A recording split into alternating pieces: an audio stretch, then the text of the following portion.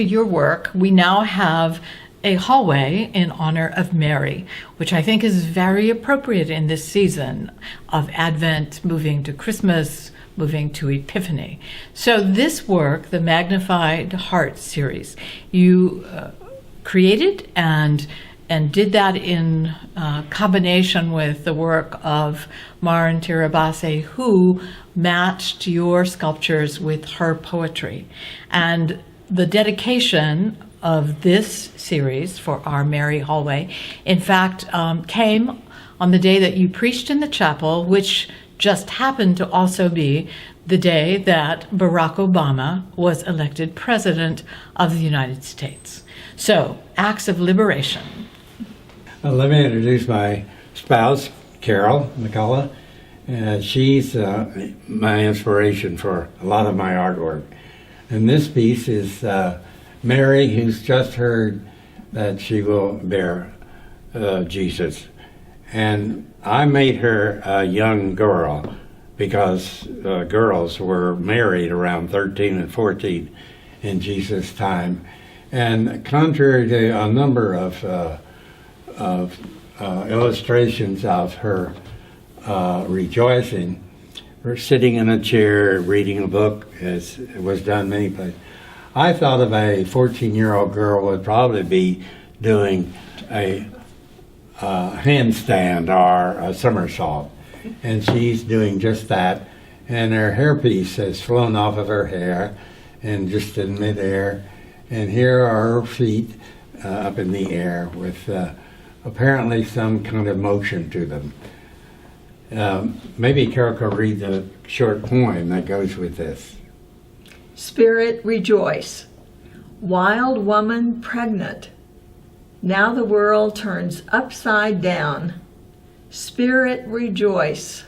Whoops. So we go to the next one.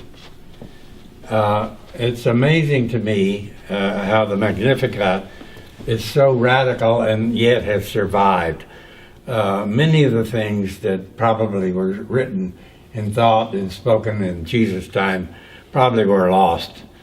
But here is a piece that is extremely radical, and my explanation for its survival is that women were not paid much accord in the ancient times, if not today as well.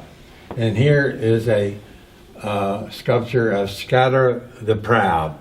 And what I did is take a dictator in a South American country, and he's very nattily dressed, very proud of himself with a tie and a handkerchief, and he's smiling, very happy. But he only exists because of this man with a gun, and this man with a gun, and these soldiers are protecting him.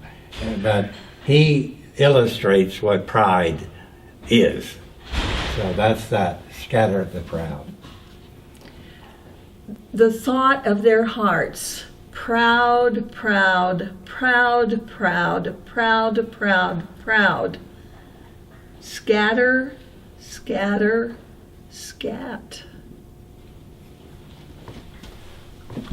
This one's a Favor the Lowly. Now what would be a picture of a lowly occupation? Well, I thought of a person who's cleaning a bathroom. And here's the commode, and here's the toilet paper, which is empty.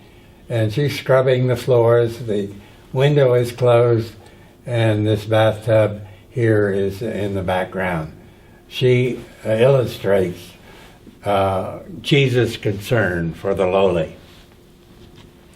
Toilet in my face, humble scrubbing and holy song, my soul magnified. Jesus picked the lowly, but she's going to come back in a minute, and you'll see her in a different situation.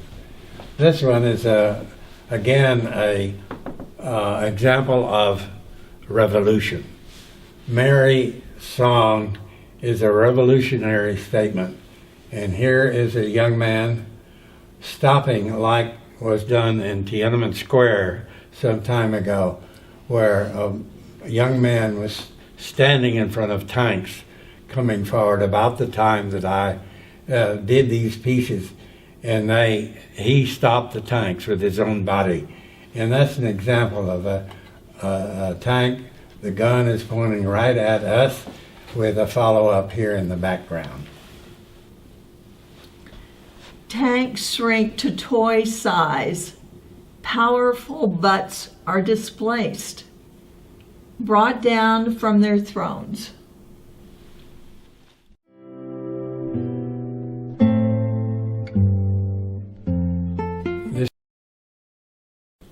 Sent the rich empty away.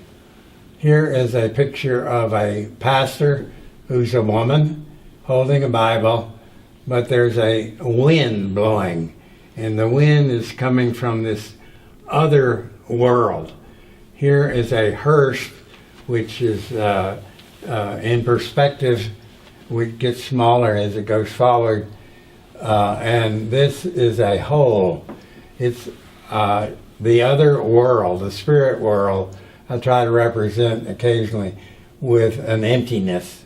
And this is the empty door. It's got a church window here, and she's leading a funeral, and the rich are sent empty away.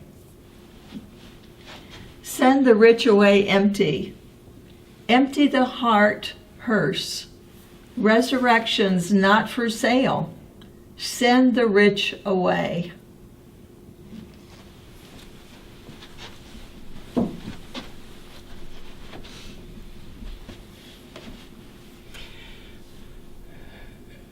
This one is about hunger, and it kind of represents the world in which we live, in which very few people have all of this food. These are bags of food, and this person here is simply enjoying all of it, and even it makes her fat, which is not very healthy either. But this is up against the rest of the world, which is very hungry. It's a little boy who's, or it could be a girl, he's just bones and skin. And the comparison of the rich person, of the well-fed person with the unfed person, shockingly makes Mary's point in the Magnificat. Feed the hungry. Christmas cantata. Fill the hungry with good things, not a metaphor.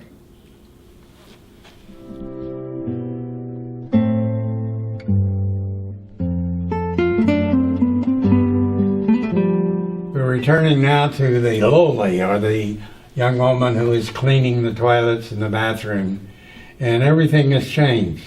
Not only the window is now open, the toilet paper is suddenly appeared, and she's taking a bath. Her toes are wiggling, and she's having a nice drink while she's soaking in the tub with her clothes underneath it here. Lift the lowly. God's priority. Tired toes in a bubble bath.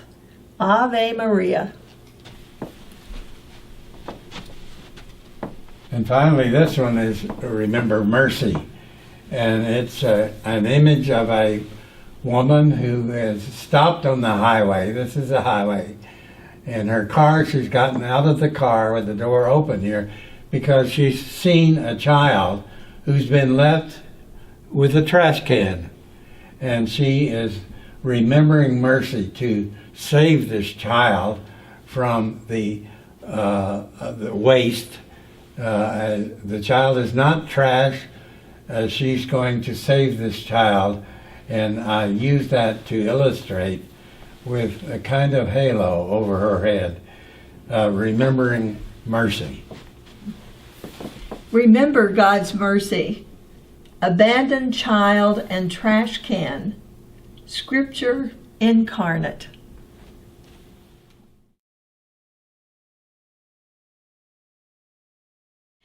I wanted to say 2 words, just 2 words. Thank you for the gift of incarnation here in the halls of our alma mater. Magnificat.